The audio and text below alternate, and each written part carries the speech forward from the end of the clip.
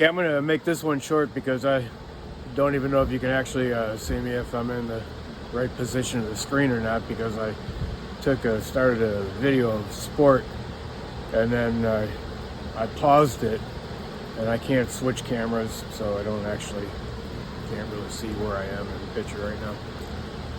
But anyway, sport is sitting there and just looking in the direction of where I have my curtains for my front porch, where I sit mostly and actually sleep on my front porch.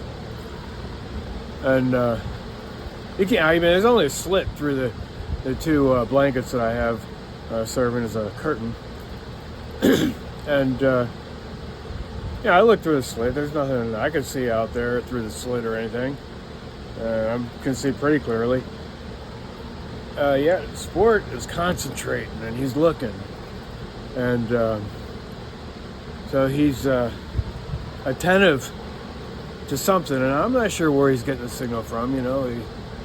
He's getting it from somewhere. Smell or hearing. Actually, I'm just thinking about it now. I wonder if dogs can even maybe. We don't know. We know that dogs can smell like 16.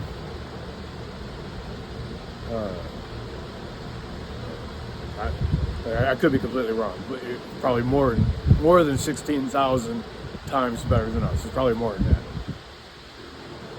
16,000. And they can hear things that we can't hear. That's why you can have a whistle that'll make a sound that a human being can't hear, but a dog can hear it. And so that's an example right there of why dogs are considered like, what they say, a man's best friend, a human being's best friend. Not just a man, but you've always heard the saying. And anyway, so when I was watching sport concentrate on something that I couldn't see, it made me again appreciate his sensitivity and his knowingness. And just tell you, see, sport, when the last guy that lived, well, not the last guy, but time before the last guy, that guy's name was Joel. He had a couple kids, and he had done me some harm in the past, and I forgave him.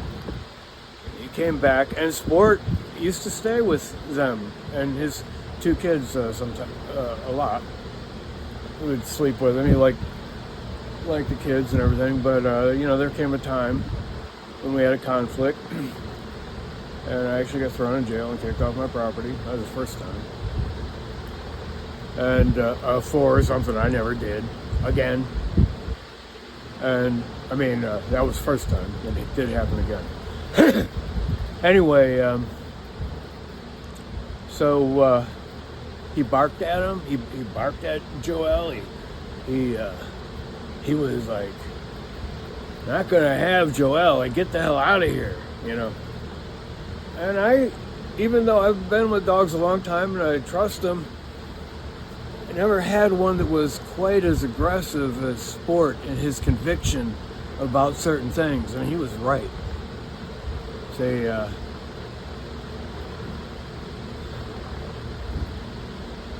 He only tolerated Joel, and I tried to tell Sport that no, okay, me and Joel made a truce, and I'm gonna go forward, and he's gonna live in the back of the camper with his kids. Well, you know what ended up happening? This is it caused a problem for me that I had to live with for a certain amount of time. And then he well, let me just say, he left and he left his kids here for 5 days. I lost electricity because he was supposed to pay me some money that I was going to put toward the electric bill, but he never did. And then he was disappeared for a week, and actually, more than a week, but before his kids left. And so when I didn't have electricity, they left. Well, and Joel was gone. So since he was gone and his kids were gone, I, with extreme presentation of force, said, "Get the hell out of here and don't come back." And now he's awaiting trial on the charges of, trying to think of the modifying word, but it's like aggravated or gross murder. And so you have to understand that that's what he was capable of.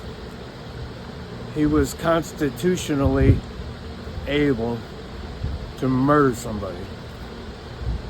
Well, I didn't know that. Sport did. See? So now, when sport concentrates on something that I can't see, and I take note.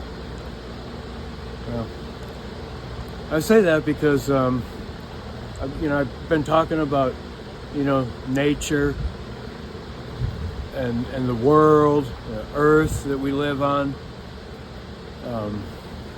cosmology, the stars, constellations, and right now I'm concentrating on nature, and in particular I mentioned, my dogs and their nature and their instinct and their knowing. And so we have to, as a human beings, it's been given to us in very polite and beneficial ways, nature, to say, look what we do. Look what we do. Look how we do. Okay? The birds in the air, they fly in patterns. And those patterns are actually geometrical shapes that they internally know. And they do that. Well, sometimes they just fly in north or south.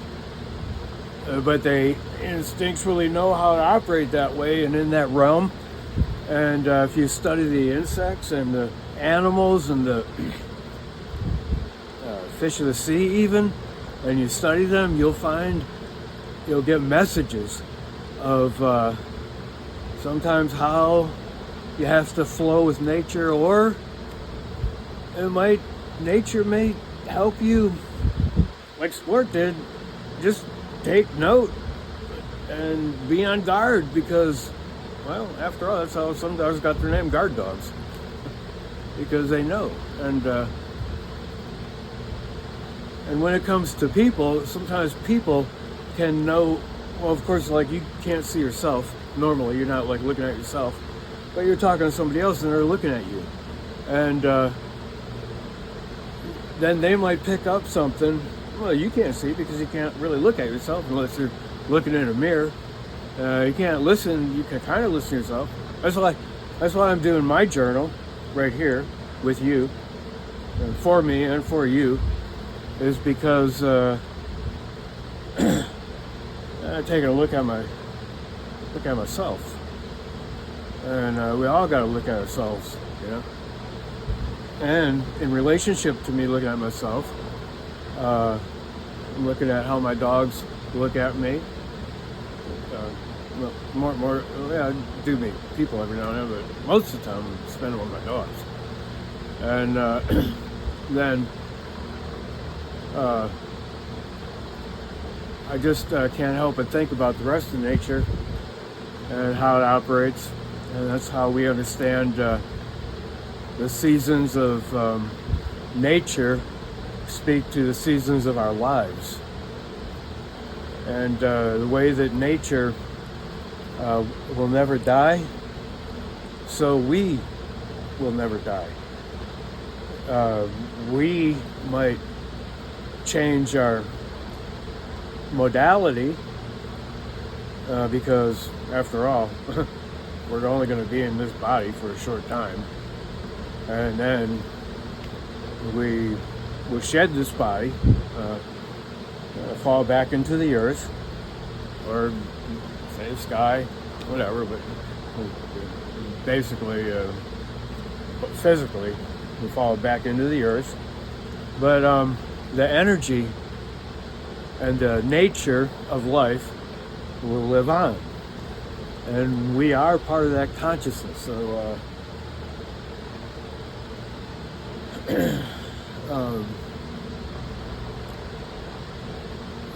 so understanding that is a big deal.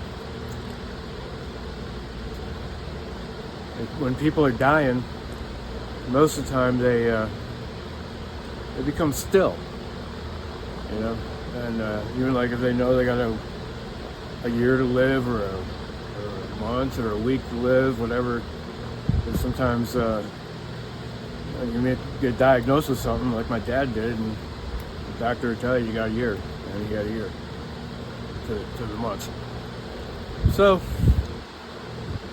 in that time, silence becomes louder,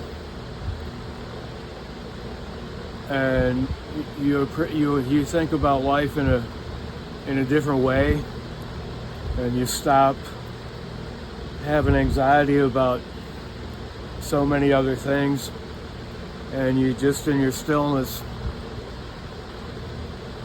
have a deeper concentration and awareness of life.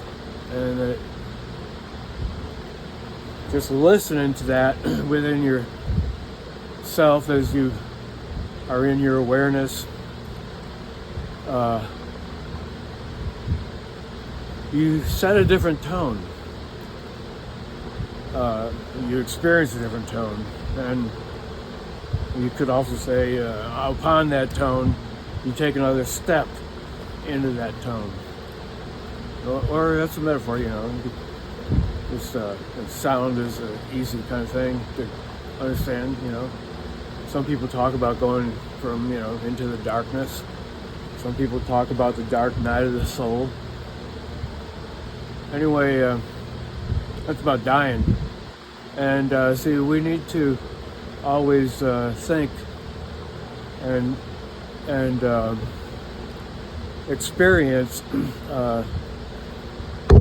like for example, a little death, because continually we have to die to the old and be born again to the new. It's a continuous thing in our life, and nature can teach that. So if you understand that, you'll have a more inner sovereignty. You'll have a experience of knowing that will make you stronger, if you get what I'm saying.